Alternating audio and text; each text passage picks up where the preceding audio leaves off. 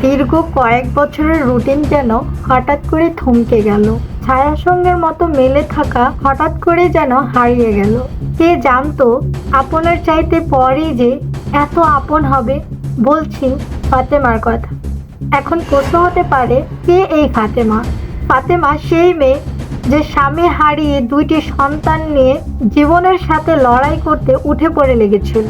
পেটের ক্ষুধা নিবানোর জন্য শহরে এসে কাজও পেয়ে গিয়েছিল। কে জানতো ভাগ্য তাকে এই পর্যায়ে নিয়ে আসবে। ফাতেমা সেই মেয়ে যে মেয়ে সকল বিপদ আপদ উপেক্ষা করে ম্যাডাম খালেদা জিয়াকে আগলে রেখেছিল। কয়েকবার সন্তানের কাছে ফিরে যাওয়ার সুযোগ পেয়েছিল, তারপরও যাননি। এই কথা চিন্তা করে যাননি যে ম্যাডামকে দেখে শুনে সেবা করার মতো তো কোনো লোক নেই, আমি চলে গেলে তার সেবা কে করবে।